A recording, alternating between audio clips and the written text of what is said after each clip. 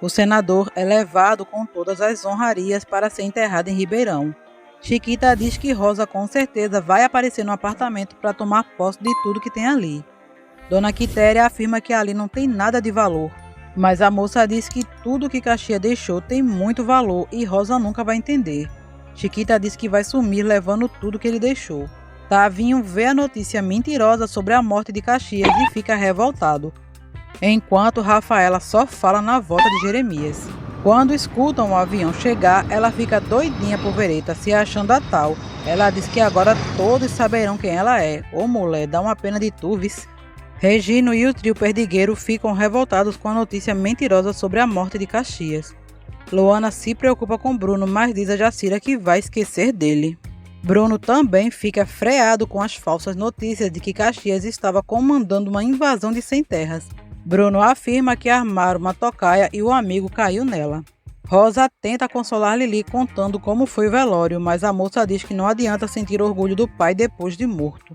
Jeremias finalmente chega em sua fazenda. Ele abraça a Marifalsa e Judite e se alegra por estar de volta. Jeremias chama Giuseppe e diz que ele é seu sobrinho neto, porque é neto de Bruno Berdinazzi. A cara de Rafaela é muito boa, viu? E a de Judite nem se fala. E as duas não entendem nada. Mas que porra é essa? Bruno fala sobre a invasão dos Sem Terras e lembra de como o amigo finado senador o ajudou a tirar toda aquela gente sem dar um tiro sequer. Bruno também fala para o delegado Burdon que Regino, o líder dos Sem Terras, que para sorte dele é um homem de bom senso, desocupou sua fazenda sem grandes problemas e que acabou até virando amigo dele. O delegado muda de assunto e diz para Bruno que o juiz já marcou a data de julgamento de Marcos. Chiquita pensa melhor e diz que não tem direito de ficar com nada que era de Caxias e diz para Dona Quitéria que vai deixar a mulher e a filha deles decidirem. Triste, a moça fala que gostaria de ficar com tudo e todas as ideias que ele deixou. Durante o jantar, Jeremias fala como foi sua viagem e Rafaela pergunta como ele encontrou Giuseppe. Feliz da vida, Jeremias diz que depois de encher a pança, ele conta, pois a conversa será bem longa. Rafaela fica olhando para a cara do menino, doida para matar ele também. É verdade. Marcos se oferece para ajudar Dona Rosinha com o apartamento e toda a parte burocrática das coisas do senador. Ela o chama de filho e agradece a ajuda. Preocupada, a Rosa fala consigo mesma, se perguntando de que ela vai viver agora. Trabalhar, Rosinha, trabalhar. Depois do jantar, durante a conversa, Tavinho diz que Rafaela não parece italiana, mas Jeremias garante que ela é. Rafaela fica toda empolgada e pergunta para o tio se ele já tem certeza que ela é uma Berdinazzi. Jeremias diz que nos documentos dela, ela é uma Berdinazzi e trouxe uma certidão de nascimento dela para que ela deixe de ser Marieta e volte a ser ela mesma. Rafaela fica toda feliz. Eu sou rica! Daí vem a bomba. Jeremias diz que Giuseppe é seu único sobrinho neto e conta que Rafaela não é mais sua herdeira. Jeremias conta que o pai de Rafaela é fruto da relação da avó dela depois da morte de Bruno e que o maledito não assumiu o filho e a povereta da Gemma não tinha o que fazer e registrou o menino como herdeiro de Bruno Berdinazzi. Rafaela garante que nunca soube desse babado. Giuseppe diz que lá todo mundo já sabia disso e Jeremias diz que o pai dela tinha o nome dele, mas não o sangue, e veio para o Brasil atrás da fortuna dos Berdinazzi. Giuseppe diz que foi criada em Roma e quando voltou para sua avó Gemma, Rafaela já estava aqui no Brasil. Marifalsa fica estatelada e depois chora, chora e chora. Eu quase tive pena dela, viu? Mais ou menos, eu não vou mentir.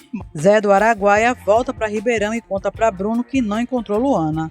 Muito triste, Zé diz que falhou, mas que quer voltar a procurar Luana se Bruno quiser.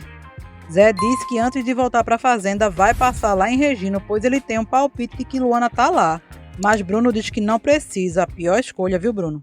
Rosa vai ao apartamento do senador e fala para Chiquita não se constranger, porque ela já imaginava que ela estaria ali. Chiquita mostra tudo que o senador deixou e Rosa pensa em como se livrar de tudo aquilo.